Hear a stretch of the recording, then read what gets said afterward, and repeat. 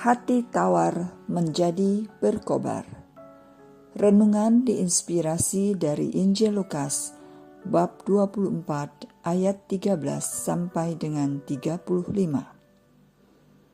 Pada hari itu juga, 2 orang dari murid-murid Yesus pergi ke sebuah kampung bernama Emmaus yang terletak kira-kira 11 km dari Yerusalem. Dan mereka bercakap-cakap tentang segala sesuatu yang telah terjadi. Ketika mereka sedang bercakap-cakap dan bertukar pikiran, Yesus sendiri mendekati mereka, lalu berjalan bersama mereka. Namun, ada sesuatu yang menghalangi mata mereka, sehingga mereka tidak dapat mengenal Dia. Yesus berkata kepada mereka, "Apakah yang kamu percakapkan sementara kamu berjalan?" Lalu berhentilah mereka dengan muka muram. Seorang dari mereka, namanya Kleopas, menjawabnya, "Apakah engkau satu-satunya orang asing di Yerusalem yang tidak tahu apa yang terjadi di situ pada hari-hari ini?" Katanya kepada mereka, "Apakah itu?" Jawab mereka, "Apa yang terjadi dengan Yesus orang Nazaret? Dia seorang nabi yang berkuasa dalam pekerjaan dan perkataan di hadapan Allah dan seluruh bangsa kami. Namun imam-imam kepala dan pemimpin-pemimpin kami telah menyerahkan dia untuk dihukum mati, dan mereka telah menyalibkannya. Padahal kami dahulu mengharapkan bahwa dialah yang akan membebaskan bangsa Israel.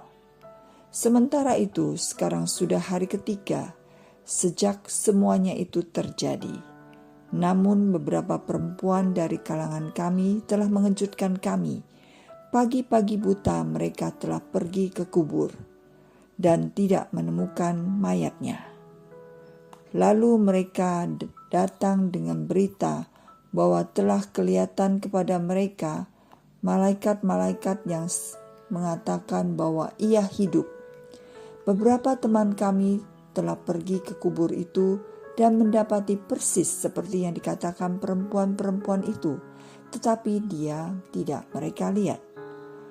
Lalu ia berkata kepada mereka, "Hai kamu orang bodoh, betapa lambannya hatimu untuk mempercayai segala sesuatu yang telah dikatakan para nabi.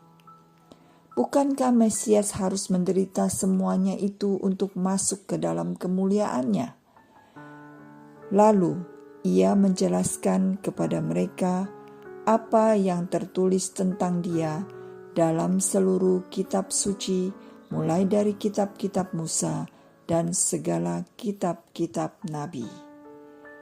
Mereka mendekati kampung yang mereka tuju, lalu ia berbuat seolah-olah hendak meneruskan perjalanannya. Namun, mereka sangat mendesaknya, katanya, "Tinggallah bersama kami, sebab hari telah menjelang malam dan matahari hampir terbang." Lalu masuklah ia untuk tinggal bersama mereka. Waktu ia duduk makan dengan mereka, ia mengambil roti, mengucap syukur, lalu memecah-mecahkannya dan memberikannya kepada mereka. Ketika itu, terbukalah mata mereka dan mereka pun mengenal dia, tetapi ia lenyap dari tengah-tengah mereka. Kata mereka seorang kepada yang lain, "Bukankah hati kita berkobar-kobar ketika ia berbicara dengan kita di tengah jalan dan ketika ia menerangkan kitab suci kepada kita?" Lalu bangkitlah mereka dan terus kembali ke Yerusalem. Di situ mereka mendapati ke-11 rasul itu dan orang-orang yang ada bersama mereka sedang berkumpul. Kata mereka itu, "Sesungguhnya Tuhan telah bangkit dan telah menampakkan diri kepada Simon." Lalu kedua orang itu pun menceritakan apa yang terjadi di tengah jalan dan bagaimana mereka mengenali Dia pada waktu Ia memecah-mecahkan roti. Demikianlah sabda Tuhan. Terpujilah Kristus. Sebagai seorang ibu dari 3 orang anak, aku menghadapi banyak tantangan dalam mendidik mereka dengan berbagai macam karakter. Omelan demi omelan yang dilontarkan kepada mereka tidak berhasil membuat mereka mendengarkan nasihatku. Aku sungguh-sungguh frustasi. Ketika aku membaca buku dengan judul The Purpose Driven Life, ada satu kalimat yang menyentuhku, yaitu firman Tuhan dianalogikan seperti peluru. Peluru dirancang untuk menembak target yang diinginkan, contoh musuh kita. Demikian pula firman Tuhan mempunyai kekuatan atau kuasa melawan hal-hal yang jahat.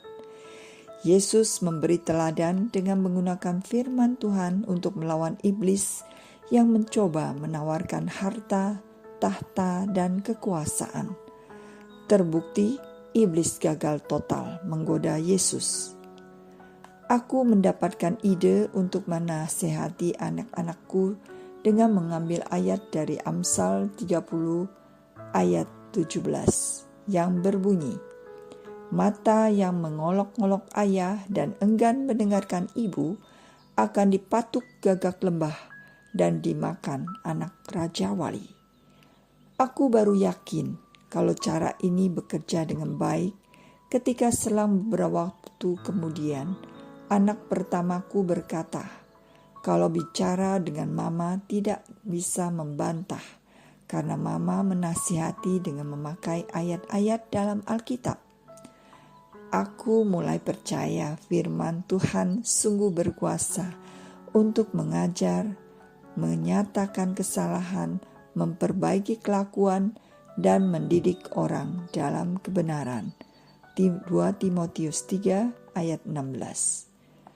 Firman Tuhan terbukti memiliki kuasa untuk menggerakkan hati siapa saja yang mendengarnya dengan seksama dan penuh antusias. Seperti tertulis dalam Injil Lukas 24 ayat 32, bahwa hati para murid berkobar ketika Yesus menerangkan kitab suci. Para murid yang tadinya lelah dan putus asa, tergerak hatinya kembali ke Yerusalem untuk membagikan pengalaman mereka. Marilah kita meluangkan waktu untuk membaca dan merenungkan firman Tuhan setiap hari.